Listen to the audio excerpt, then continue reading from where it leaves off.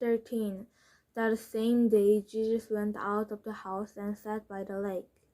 Such a large crowd gathered around him that he got into a boat and sat in it, while all the people stood on the shore. Then he told them many things in parables, saying, "A farmer went out to sow his seed. As he was stirring the seed, someone fell along the path, and the birds came and ate it up. Some fell on the rocky place where it did not have much soil. It sprung up quickly, because the soil was shallow. But when the sun came up, the plants were scorched, and they withered because they had no root. Other seed fell among thorns, which grew up and cooked the plants.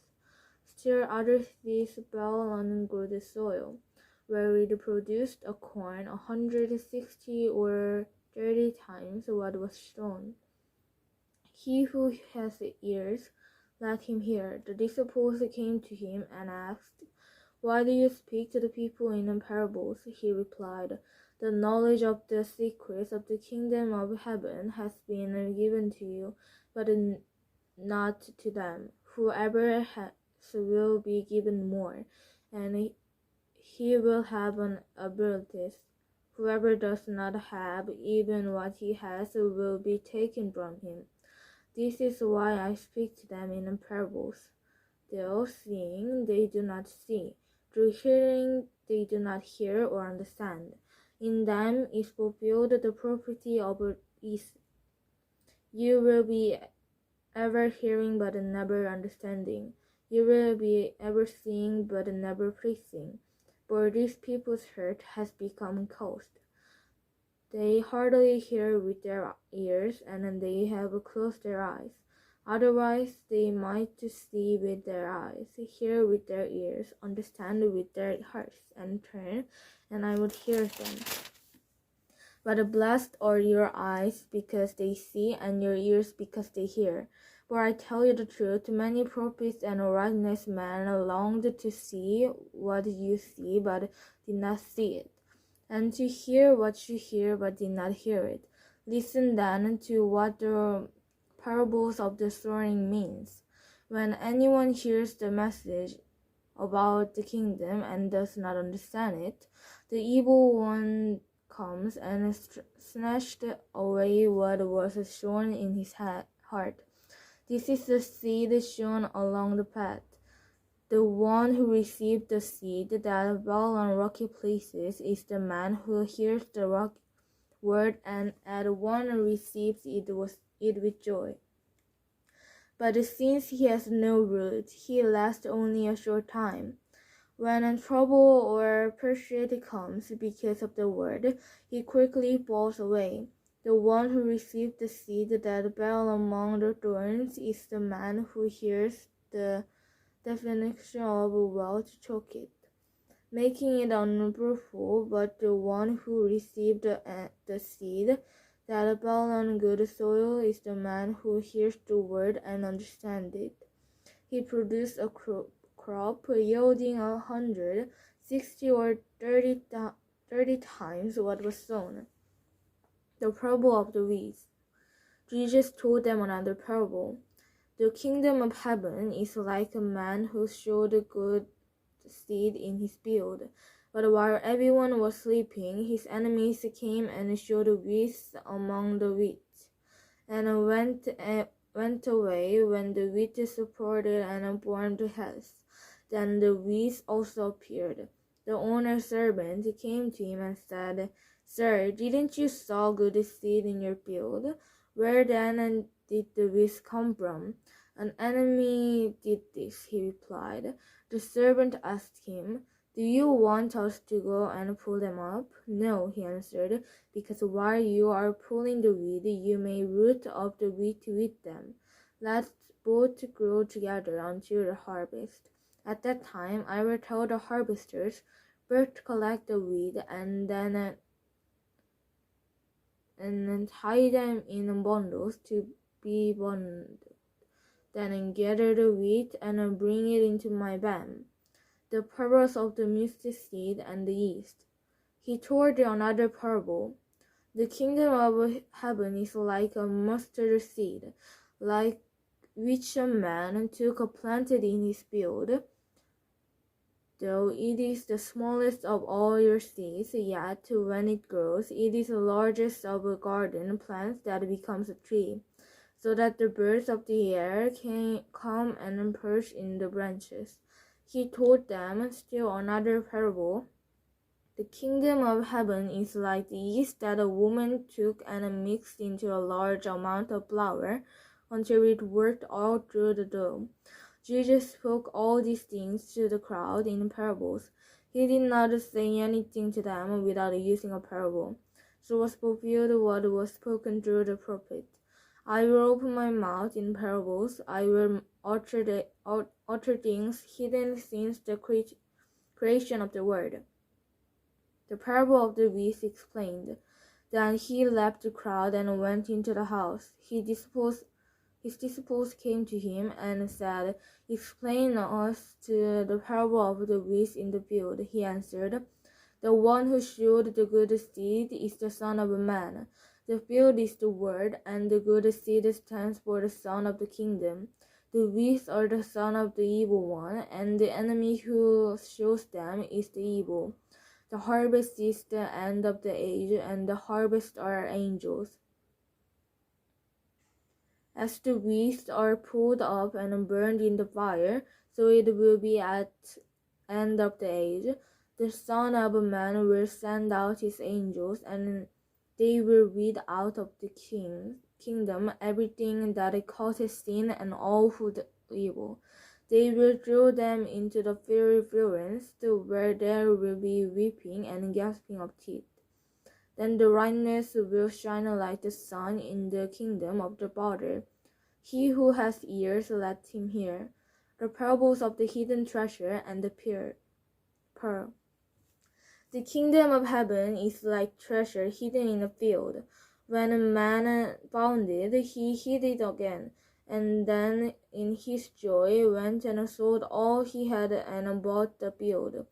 Again, the kingdom of heaven is like mercy looking for fine pearl.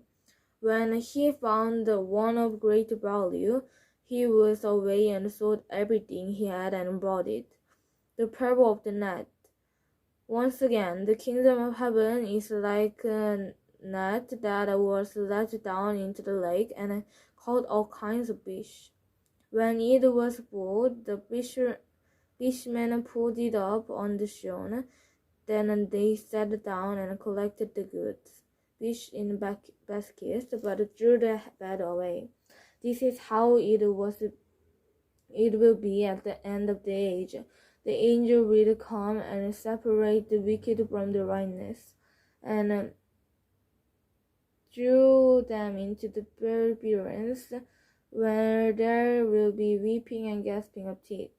"Have you understood all these things?" Jesus asked. "Yes," they replied. He said to them, "Therefore, every teacher of the law who has been interested about the kingdom of heaven is like the owner of a house who brings out of his storeroom and treasure as well as ore."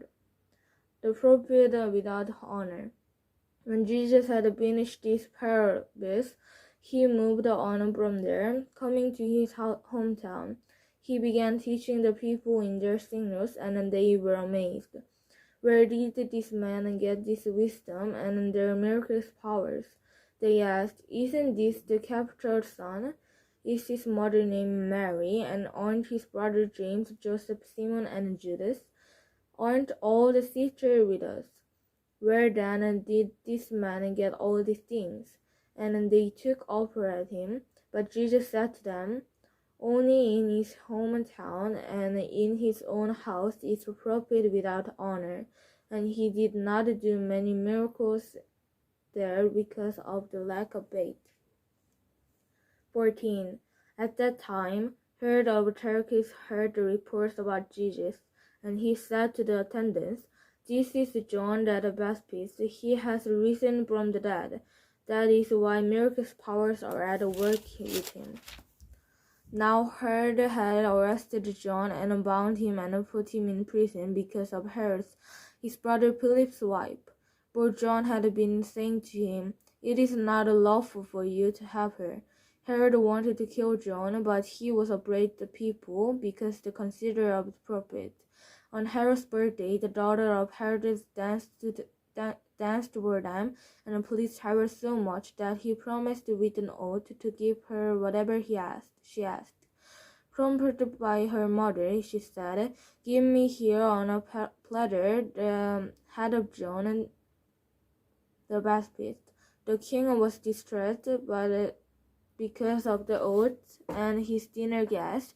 He ordered that her request be granted and had John beheaded in the prison. His head was brought into a platter and given to the girl, who carried it to her mother. John's disciples came and took his body and burned it. Then they went and told Jesus. Jesus fed the 5,000. When Jesus heard what had happened, he withdrew by boat to privately and socially a place. Hearing of this, the crowd followed him and boat from the towns.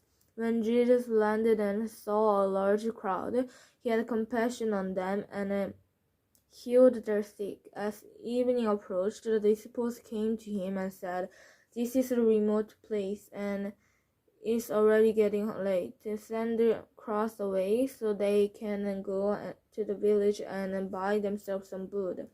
Jesus replied, "They do not need to go anywhere. You give them something to eat." "We have here only 5 loaves of bread and 2 fish," they answered. "Bring them here to me," he said, and he directed the people to sit down and graze. Taking the 5 loaves and 2 fish and looking up to heaven, he gave thanks and broke the loaves. Then he gave them to the disciples, and the disciples gave them to the people. They all ate and were satisfied, and the disciples picked up 12 baskets of broken pieces that were left over. The number of those who ate was about 5,000 men, besides women and children. Jesus walks on the water.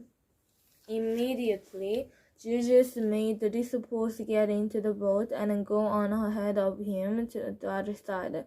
While he dismissed the crowd, after he had dismissed them, he went up on the mountainside by himself to pray. When evening came, he was there alone, but the boat was already a considerable distance from land, buffeted by the waves because the wind was against it. During the fourth watch of the night, Jesus went out to them, walking on the lake. When the disciples saw him walking in the lake, they were terrified. "It's a ghost," they said, and cried out in fear. But Jesus immediately said to them, "Take courage, it is I, don't be afraid."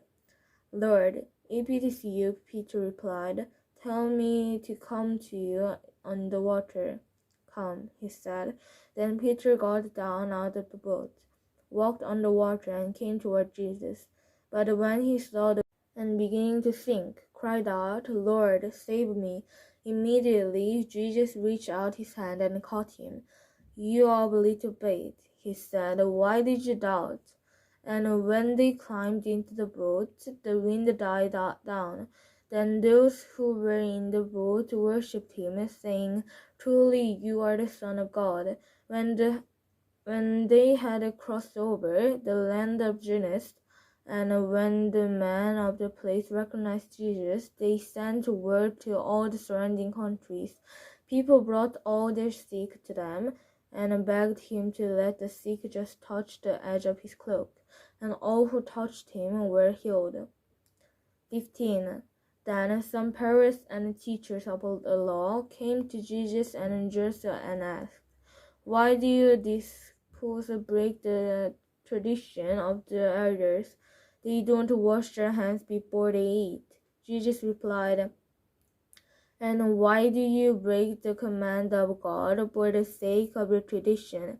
For God said, 'Honor your tradition, honor your father and mother,' and anyone who curses his father or mother must be put to death." But you say that if a man says to his father or mother, whatever helps you might otherwise have received from me is a gift devoted to God.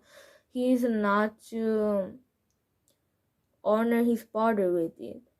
Thus you normally and a word of God for the sake of the tradition.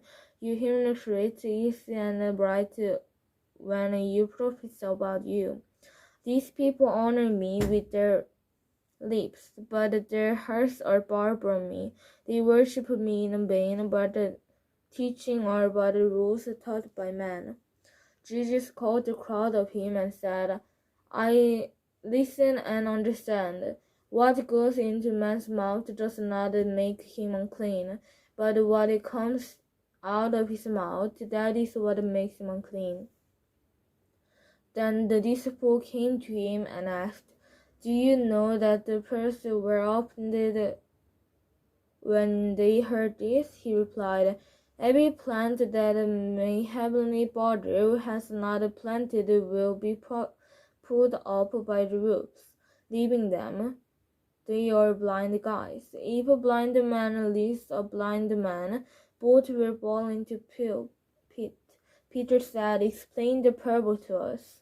Are you still so dull? Jesus asked them.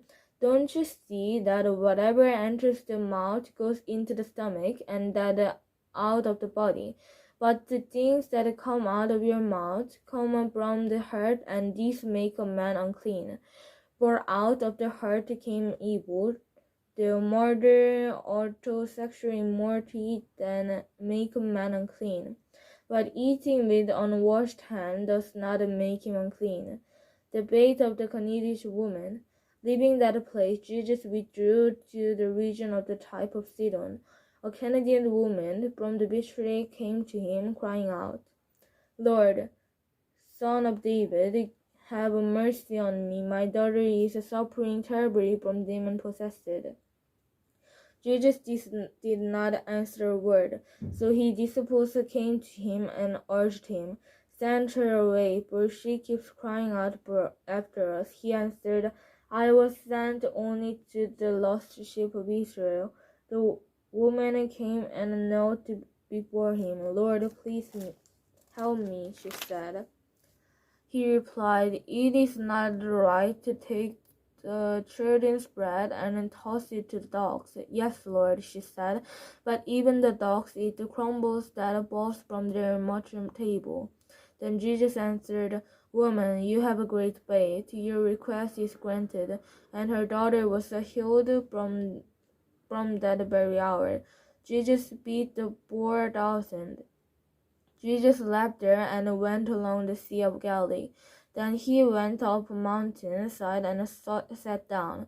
Great crowd came to him, bringing the lame and the blind and the crippled, and many others, and laid them at his feet, and healed them. The people were amazed when they saw the mute speaking, the crippled made well, and the lame walking and the blind seeing, and they praised the God of Israel. Jesus called his disciples to bind him and said, I have compassion for these people. They have already been with me 3 days and have nothing to eat. I do not want to send them away hungry, or they may collapse on the way. His disciples answered, Where could we get enough bread in the remote place to feed such a crowd? How many loaves do you have? Jesus asked. 7, they replied, and a few small fishes. He told the crowd to sit down on the ground.